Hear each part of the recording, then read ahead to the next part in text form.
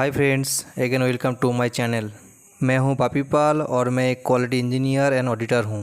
चलिए आज हम लोग डिस्कस करते हैं कंस्ट्रक्शन रॉ मटेरियल के बारे में। कंस्ट्रक्शन मटेरियल या बिल्डिंग मटेरियल के बारे में जानना एक इंजीनियर का बहुत ही इंपॉर्टेंट टास्क होता है। तो चलिए आज हम लोग डिस्कस करते हैं टुडेज़ पॉइंट्स। तो आज हम लोग जानेंगे definition of construction materials, importance of construction materials, major common construction raw materials, result of poor quality materials, effective precaution and controls. Okay, अभी हम लोग वन बाय वन इनके बारे में हम लोग जानते हैं।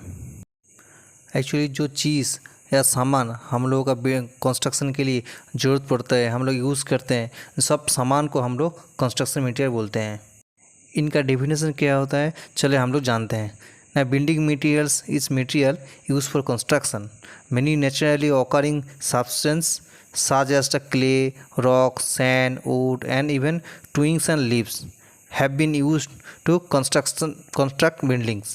Apart from naturally occurring materials, many man-made products are in use, some more and some less synthetic. जैसे मैं अभी बोला हूँ कि जो भी मटेरियल हम लोग यूज़ करते हैं कंस्ट्रक्शन में, तो उनको बिल्डिंग मटेरियल से कंस्ट्रक्शन मटेरियल बोलते हैं।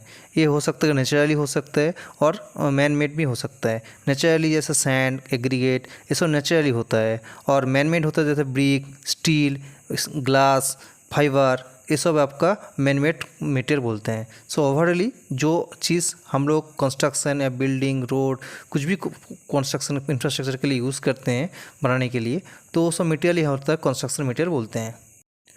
नेक्स्ट जानते हैं importance of construction materials. Construction materials are essential in the civil engineering field because they play a critical role in the safety, durability and overall quality of the structure and infrastructure that civil engineers design and construct। इनका मतलब होता है जो construction जो भी हम लोग material use करेंगे उसका ऊपर ही डिपेंड करके स्ट्रक्चर का, कुछ जो भी हम लोग स्ट्रक्चर बनाते हैं वो स्ट्रक्चर का सेफ्टी, उसका ड्यूरेबिलिटी, उसका लॉन्जिबिलिटी, उसका स्ट्रेंथ, सब कुछ डिपेंड करता है वो हम लोग क्या मटेरियल यूज़ किया, उसका क्वालिटी क्या है उनका ऊपर। सो इनका importance of construction material very important to us. So हम लोग कभी भी कोई भी कंस्ट्रक्शन मटेरियल का क्वालिटी में हम लोग कभी भी नेग्लिजेंस या डेविएशन नहीं करेंगे, क्योंकि यही होता है मोस्ट प्रायोरिटी मटेरियल जो हम लोग स्ट्रक्चर में यूज़ करते हैं, और इसका वो डिपेंड करके स्ट्रक्चर का टोटली फ्यूचर और इसका स्ट्रेंथ, उसका ड्यूरेबिलिटी डिपेंड करता है। चलिए अभी हम लोग जानते हैं कंस्ट्रक्शन में major common building raw materials क्या क्या है। ये हो सकता है नेचुरली हो सकता है और मैन मेड मटेरियल भी हो सकता है। कॉमन मटेरियल क्या होता है?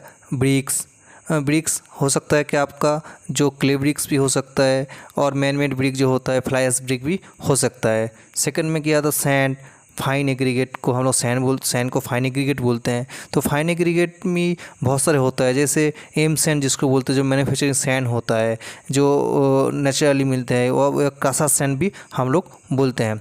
कोर्स एग्रीगेट यूज़ करते हैं, और सीमेंट और बाइंडिंग मटेरियल्स जो रहता है उसके बाद क्या होता है? Water and steel. ये सभी हम लोग कंस्ट्रक्शन में बहुत ही कॉमन एवं इम्पॉर्टेंस रॉ मटेरियल होता है। तो इनका ऊपर डिपेंड करके हम लोग बहुत कुछ हम लोग बनाते हैं, जैसे एक सैंड, एग्रीगेट, सीमेंट, वाटर, ये सब मिला के जैसे कंक्रीट बनाता है। तो ये सब बेसिकली है रॉ मटेरियल है, और इसकी इम्पोर्टेंस बहुत ही इम्पॉर्टेंट एक इंजीनियर के लिए, एक कंस्ट्रक्शन के लिए होता है। चलिए अभी हम लोग जानते हैं कि अगर हम लोग गुड क्वालिटी मटेरियल यूज़ करेंगे उसमें क्या बेनिफिट है ना। Quality materials provide greater durability and resistance of air and tears, natural disasters and other environmental factors. This leads to a longer lifespan for the building, reducing the need for frequent repair and maintenance। इसका मतलब है अगर हम लोग good quality material use करेंगे तो हम लोग को ये सब बेनिफिट मिलेगा। मतलब आपको क्या, रिपेयर मेंटेनेंस कॉस्ट कम हो जाएगा, कोई भी बिल्डिंग का, कोई भी स्ट्रक्चर का, उसका लॉन्जिबिलिटी ज़्यादा हो जाएगा, उसका एनवायरमेंटल फैक्टर कुछ भी हो जाए उनको उतना प्रॉब्लम नहीं आएगा। लेकिन अगर पोर क्वालिटी का मटेरियल यूज़ किया तो ये सब फैक्ट हम आएगा। कोई भी स्ट्रक्चर का रिपेयर कॉस्ट बढ़ जाएगा, उसी में कोई भी इन्वायरमेंटल या छोटा मोटा डिजास्टर में भी हमको स्ट्रक्चर का प्रॉब्लम हो सकता है। तो कोई भी पोर क्वालिटी मटेरियल हम लोग बिल्डिंग में न्यू नहीं यूज़ करेंगे। जो भी यूज़ करना है गुड क्वालिटी मटेरियल ही ओनली यूज़ करेंगे। जिसने अभी तक मेरा चैनल सब्सक्राइब लाइक नहीं किया तो थोड़ा सा कर दीजिए, क्योंकि ये चैनल ओनली फॉर इंजीनियर्स के लिए है जो इंजीनियर्स में फील्ड में काम करते हैं और इंजीनियर्स में ताल्लुक़ रखते हैं और कुछ सीखने का कुछ जानने का उम्मीद रखते हैं। तो ये चैनल उनके लिए बहुत ही इम्पोर्टेंट है। और हम सब एकदम बेसिक से कोई भी प्रोजेक्ट का स्टार्टिंग से लेके एंड तक हर एक चीज़ का मैं यहाँ वीडियो देंगे, उसका प्रॉपर जानकारी देंगे। जैसे एक फ्रेशर्स हो, एक एक्सपीरियंस आदमी हो, जो भी हो, कैसे प्रोजेक्ट को मॉनिटर करेंगे, सब कुछ यहाँ जानेंगे। अभी हम लोग जानते हैं कैसे क्वालिटी कंट्रोल्स ऑफ फ्रीक्वेंसन कंस्ट्रक्शन मटेरियल को कर सकते हैं। एक planning and acquisition of material, इसका मतलब करना प्रॉपर्ली हमको प्लानिंग करना पड़ेगा। कौन सा मटेरियल प्रोजेक्ट का कौन सा टाइम पे हमको चाहिए एवं उसको कैसे रखना है, कैसे हमको साइट पे लेके आएंगे, ये बहुत ही इंपॉर्टेंट होता है। क्योंकि कभी देखा जाता है कि स्टार्टिंग में कोई भी मटेरियल लेके आ जाता है लेकिन एंड में उसको यूज़ करते हैं, इसमें क्या उसका क्वालिटी का ऊपर प्रभाव पड़ते हैं। जैसे मैं अभी डिस्कस किया, ऐसे ही सेकंड पॉइंट जो है शेड्यूलिंग एंड ट्रांसपोर्टेशन। इसका मतलब है प्रॉपरली मैन्युफैक्चर को शेड्यूल देना पड़ेगा एवं ट्रांसपोर्टेशन गाइडलाइंस उनको देना पड़ेगा कि ट्रांसपोर्टेशन में कोई भी चीज़ का प्रॉब्लम ना हो जाए, उनका डिफेक्ट ना हो जाए एवं उसको शेड्यूल के हिसाब से वो डिस्पर्स करेगा। 3 नंबर क्या होता है ना, क्वालिटी कंट्रोल। ये बहुत ही इंपॉर्टेंट एक पार्ट होता है कंस्ट्रक्शन का। इसमें बहुत सारे क्वालिटी कंट्रोल होता है, क्वालिटी इंस्पेक्शन होता है, कैसे टेस्टिंग होता है, तो इसका अंदर में आता है। मैं धीरे आप सबके साथ हर चीज़ का मटेरियल का कैसे क्वालिटी टेस्ट होगा, कैसे उसको इंस्पेक्शन करेंगे, सब कुछ आपको लोग शेयर करेंगे। ठीक है, नेक्स्ट चलते हैं स्टोरेज एंड इन्वेंटरी मैनेजमेंट। इसका मतलब होता है कोई भी प्रोडक्ट अगर प्रोजेक्ट में आया, कोई भी मटेरियल आया तो उसको कैसे हमको स्टोरेज करेंगे, उसका भी एक एसओपी रहता है और स्टैंडर्ड ऑपरेटिंग प्रोसीजर रहता है। तो वो भी हमको डिस्कस करेंगे कि कौन सा मटेरियल कौन सा कैटेगरी में आता है, उसको कौन सा जगह में रखना है, कैसे रखना है, उसका स्टैंडर्ड क्या है, सब कुछ मैं आप लोगों के साथ शेयर करेंगे। तो प्रोजेक्ट का हर एक मटेरियल का उसका ख्याल रखना पड़ता है उसका स्टैंडर्ड के हिसाब से।